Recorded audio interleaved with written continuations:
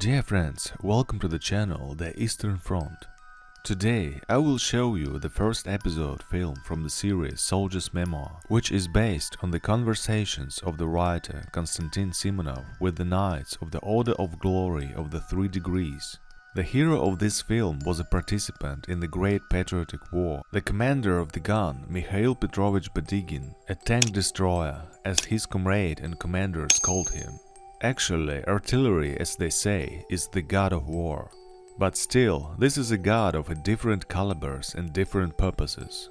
What are the features and complexity of your artillery tank destroyer profession? 122mm guns and howitzers, 150mm and higher are located 3-5 km from the infantry. And tank destroyers, they usually stand either with infantry or 50 meters behind. And when the infantry rises to attack, you roll the cannon along with the infantry and suppress the firing points. For an artilleryman, a 45mm gun is not the best, because the enemy immediately starts shooting at it. If a soldier with a gun can hide behind a hillock, and you roll a cannon and they shoot at you from all barrels.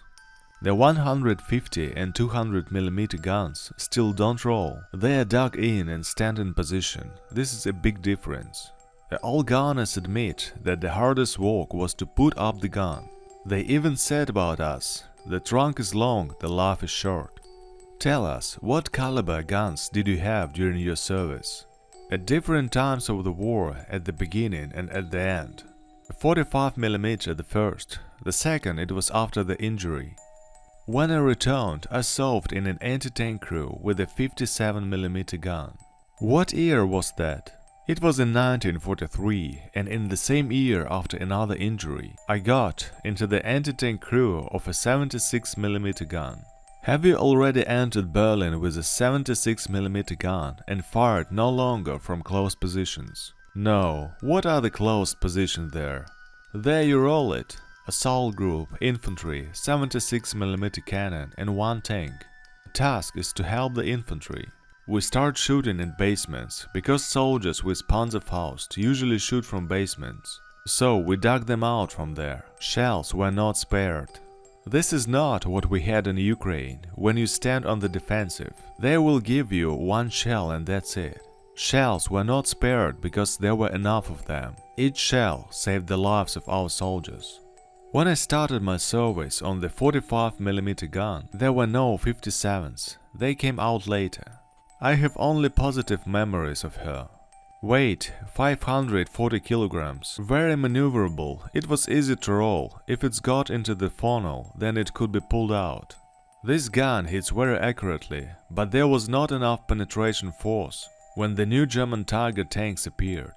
It didn't even punch in the side. Then it was taken out of production altogether.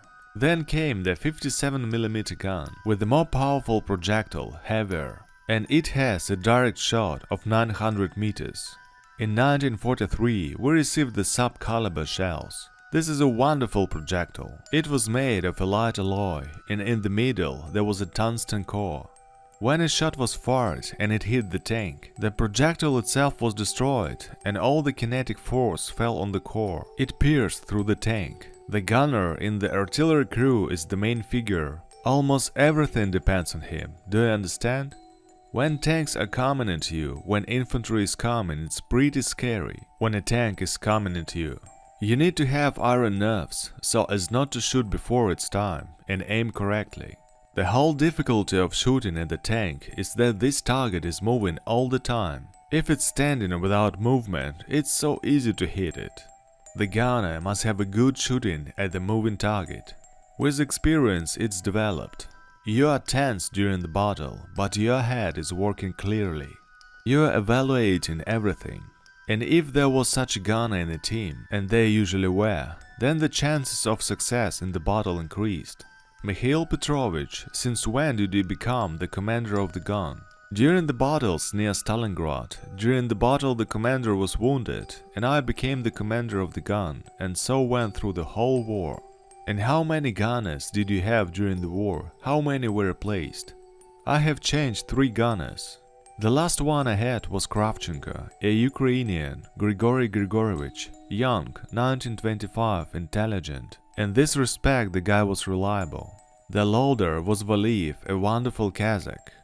He was 2 times older than us. This one was generally an example to all of us. Somehow he always brought confidence. He's still alive and well. He's 73 years old. We correspond.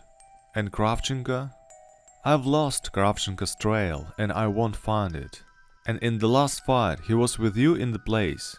He was with me until the end of the war. When he joined our crew, he wasn't a gunner right away. I looked at him for a while, noticed his grip and how he performed during the battles.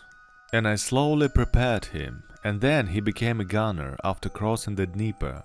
I must say he has never been injured. And before Kravchenko, who was the gunner and where did they go? I can't even remember everyone right now. Were they injured, right? Yes, they were wounded and killed. Because quite often the calculation of the anti-tank gun changed. And you didn't remember all of them. You can't remember all of them, and time has passed. 30 years have passed, even more. In 1973 we signed off and everyone who was found came to the city of Zaporozhye and on 9 May visited the place of crossing the Dnieper. It's about 35 kilometers from this river. We visited mass graves. There are 2.5 thousand people in one grave. There was a meeting there. We laid flowers. We were sad about the fallen comrades. In general, in Ukraine, they celebrate and honor the memory of the dead very well. And we were there. When I remembering how it was, I feel shudder. The Germans failed to advance a single meter.